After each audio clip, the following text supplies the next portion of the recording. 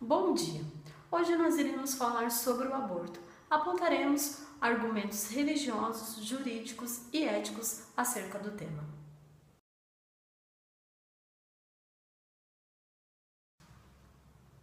O que é o aborto? O aborto é a expulsão ou remoção de um embrião ou feto do útero de até 20 semanas. O aborto ele pode ser de dois tipos, o aborto espontâneo ou induzido.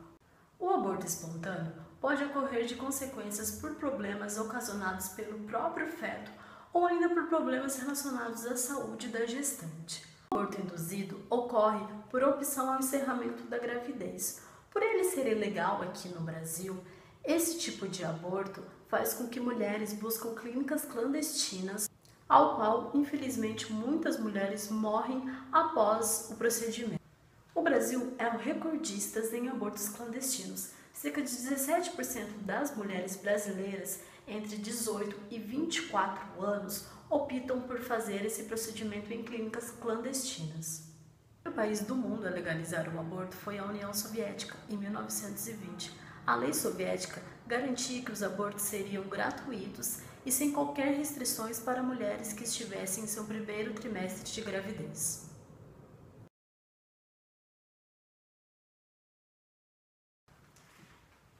Em 1917, a Igreja Católica colocou como pena para as mulheres que praticavam o aborto a excomunhão.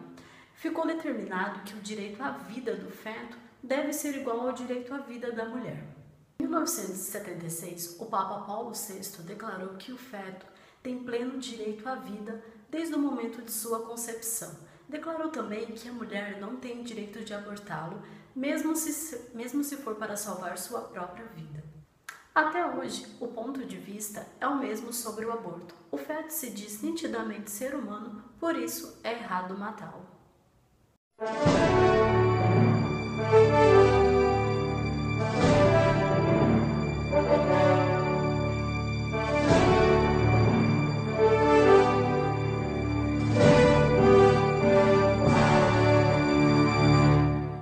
Bem-vindos à Resposta Católica. Eu gostaria de responder a uma pergunta muito delicada de uma de nossas internautas e eu não gostaria nem de dizer o primeiro nome dela, porque a pergunta é muito delicada mesmo.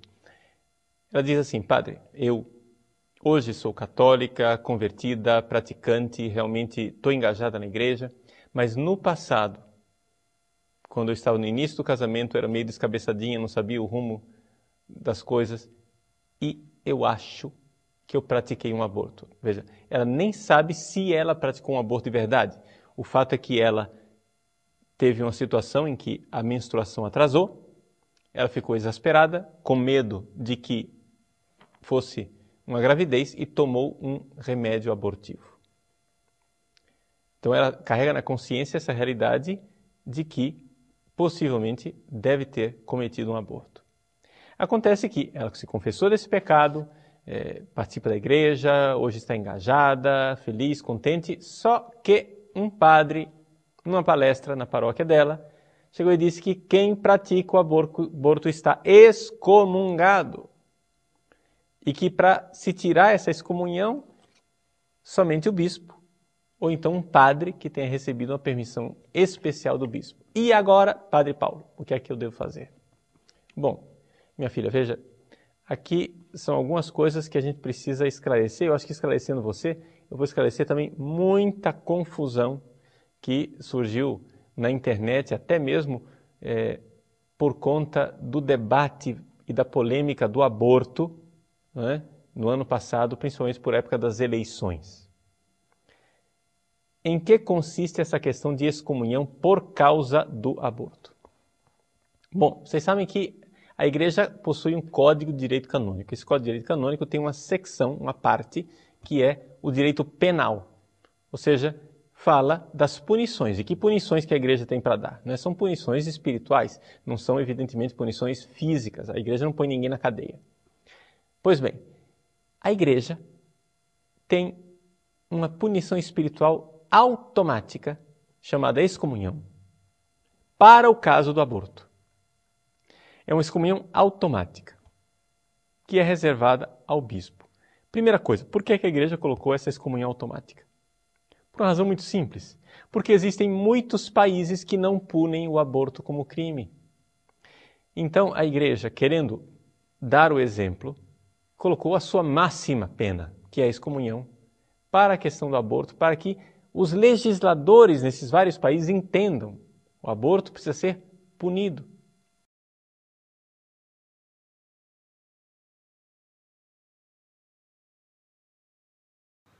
No Brasil, o aborto se enquadra como crime contra a vida humana pelo Código Penal brasileiro em vigor desde 1984. Porém, o aborto não é caracterizado como crime quando ocorrer em 3 situações: quando for para salvar a vida da mulher, quando a gravidez for resultante de um estupro e também por conta de feto anencéfalo. Em 2012, quando o STF, o Supremo Tribunal Federal, legalizou o aborto para também os fetos anencéfalos, houve uma grande repercussão referente ao assunto. Por isso, nós fomos atrás de um depoimento jurídico acerca do tema. Bom, então, só para concluir, no caso de anencefalia, como o feto não possui encéfalo, se considera que ele não só é morto, como ele nunca teve vida. Se não existe vida, não existe aborto, já que o aborto é a interrupção da vida do feto. Logo, aqui não é nem um caso de aborto, mas sim um caso de interrupção de uma gestação de um feto que desde sempre foi morto. De acordo com a consolidação das leis do trabalho, determina que em caso de aborto, a mulher tem direito a 2 semanas de repouso, recebendo seu salário normalmente durante esse período.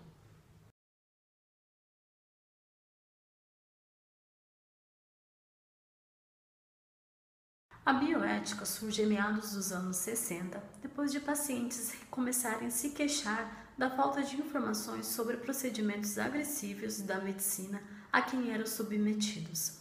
A bioética busca maior humanização nas relações entre paciente, médico e a sociedade. É a ciência com consciência. Atualmente, a bioética é considerada como sendo a ética aplicada às questões de saúde e de pesquisa em seres humanos, ou seja, a ética da vida. O dilema ético central do aborto dá-se entre o respeito pelo embrião, ser humano em formação e o eventual desejo da mulher de não querer ter aquele filho. Desde a antiguidade até hoje, o aborto foi empregado como um método de controle de natalidade.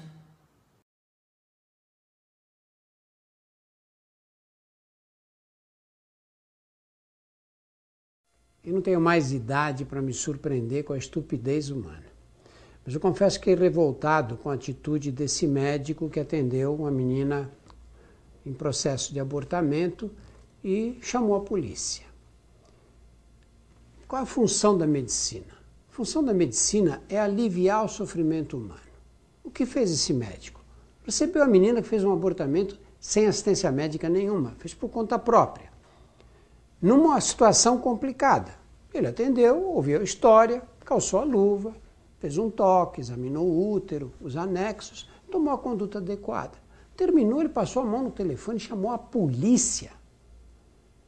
Ele estava colaborando para diminuir o sofrimento dessa menina ou para aumentar o drama, o calvário pelo qual ela vai atravessar agora com esse processo nas costas?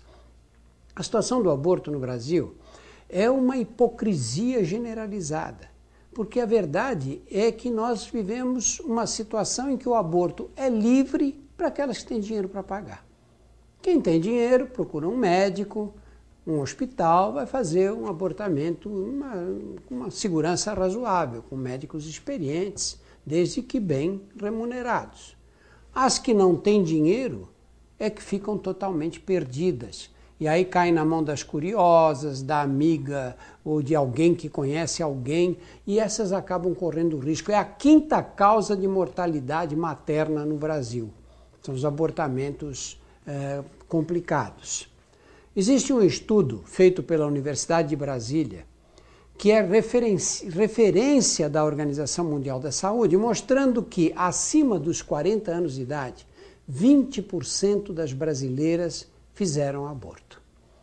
Você certamente conhece alguém que fez aborto, não conhece? Se nós fôssemos aplicar a legislação, nós teríamos aí 7 a 8 milhões de brasileiros que deviam ir para a cadeia. Haveria prisões para tanta gente? E essa pessoa que você conhece, ou essas pessoas que você conhece, que se sentiram obrigadas a fazer um aborto por não ver outra saída, você acha que mereciam ir para a cadeia?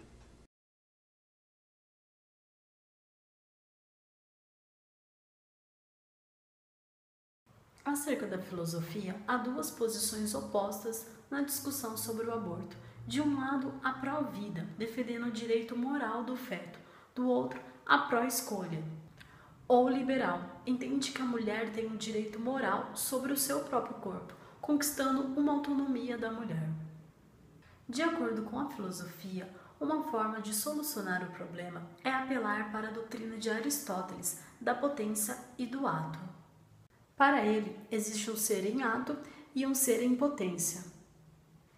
A potência seria a capacidade para realizar algo, enquanto o ato seria a realização concreta dessa potencialidade. Visto sob essa perspectiva, o feto seria o indivíduo em potencial e, em razão disso, realizar um aborto seria privar o feto do direito à vida futura. Há claro que existe também opiniões intermediárias. Alguns acham errado o aborto, mas defendem sua prática em casos específicos. A conceituação clássica do que é uma pessoa foi dada pelo filósofo inglês John Locke em 1690 no Ensaio sobre o Entendimento Humano. Ele define pessoa como um ser inteligente que possui razão e capacidade de reflexão. Assim, o feto não possui autoconsciência, muito menos capacidade de reflexão ou memória. Portanto, não atende a essas características definidoras do que é um indivíduo.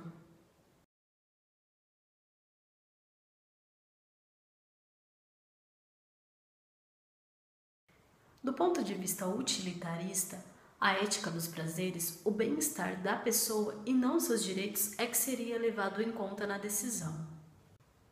Como o feto ou o embrião ainda não tem consciência de bem-estar, o aborto seria um ato moral e aceitável, pois tudo aquilo que gera bem-estar social gera felicidade. Essa ética tem como dilema e como regra de ouro a seguinte teoria: amar o próximo como a nós mesmos. A ética legalista é a ética do dever. O que importa é a ação em si, não a consequência. Kant afirma que o certo é o dever moral. Para ele, sem liberdade não haveria escolha, e sem esta não haveria certo ou errado. Para Kant, ser livre é estar disponível para fazer algo por si mesmo. A liberdade é a possibilidade de decidir. O que você pensa sobre o aborto? Eu sou contra o aborto. Eu sou contra. Eu acho que é uma coisa errada, na minha opinião. Sou contra. Eu sou contra porque você tá tirando uma vida, né? Eu acho isso errado. As pessoas deviam ter consciência de que é uma vida, não é um brinquedo, e que eles deviam ter consciência e não fazer. E se alguém da sua família fosse estuprada e ficasse grávida? Aí é diferente o assunto, né? Recorreria à justiça, né? Daí mesmo assim não seria a favor de fazer aborto. Cara, não sei. Eu ia atrás do cara. Sim, eu acho que deveria ser feito sim. Você faria um aborto? Não. Não. Não.